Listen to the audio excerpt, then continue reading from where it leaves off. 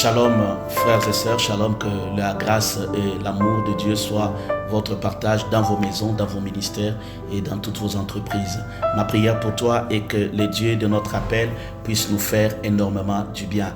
Et je sais que ce matin, il nous fera énormément du bien.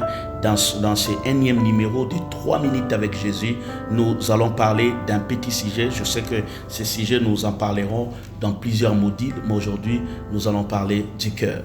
Ici, nous allons rapidement lire la parole de Dieu dans les livres des Proverbes au chapitre 4, le verset 23. La Bible déclare « Garde ton cœur plus que toute autre chose, car de lui viennent les sources de la vie. » Garde ton cœur plus que toute autre chose, car de lui viennent les sources de la vie. Vous savez, bien-aimés, le cœur est un organe le plus sollicité par le malin. Lorsque tu ne sais pas bien garder ton cœur, tu vas détruire tes relations et tu détruiras même ta relation et même ton intimité avec Dieu. C'est pourquoi j'aimerais dire à quelqu'un de bien garder son cœur. Garde ton cœur plus que les comptes en banque, garde ton cœur plus que de millions, car ton cœur est la source même, l'émanation même de ce que tu pourras devenir. Lisons rapidement la Bible dans Jean. Nous allons lire un autre verset, Jean, le chapitre 1er.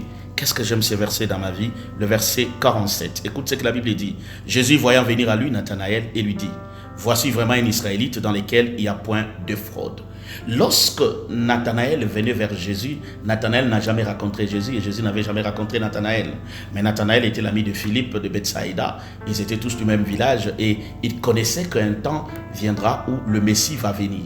Et du coup, cette attente était tellement longue que Jean-Baptiste intervint. Jean-Baptiste, lorsqu'il est venu, et Philippe et ses amis ont suivi Jean-Baptiste. À un moment donné, Jean-Baptiste leur a présenté l'agneau et Philippe va suivre Jésus.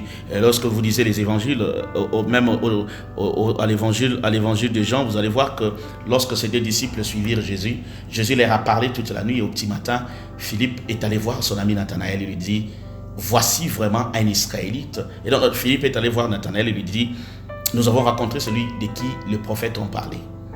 Et lorsque ils se sont parlé, vous allez tous connaître cette histoire, et Nathanaël va dire à Philippe: peut-il venir quelque chose de bon à Nazareth? Et Philippe va lui dire: viens et vois. La Bible déclare que lorsque Nathanaël est parti, en arrivant vers Jésus, Jésus va voir Nathanaël et dit: voici vraiment un Israélite dans lequel il n'y a point de fraude. La pensée de Dieu est que lorsque nous nous approchons de lui, lorsque nous venons vers lui, que nous puissions contrôler notre intérieur, que notre intérieur soit exact de ce que nous présentons. Nous devons faire très attention. Aujourd'hui, l'hypocrisie a rempli le cœur des hommes au point que les hommes ne vivent plus droitement devant Dieu et devant les hommes. Ils ont une double face qu'ils montrent à la face du monde. Je sais que ce numéro va beaucoup nous plaire, mais nous serons obligés de nous arrêter là parce que c'est un numéro de 3 minutes avec Jésus. J'aimerais dire à quelqu'un: garde bien ton cœur, car ton cœur est le centre de ta relation avec Dieu. Ce que Dieu attend de toi est que ton cœur devienne sa demeure, son lieu de prédilection, le lieu où lui-même va s'y asseoir et imposer sa seigneurie. Soyez comme Philippe, soyez comme Nathanaël. Lorsque Jésus regarde de loin, il dit: voici vraiment un Israélite dans lequel il n'y a point de fraude.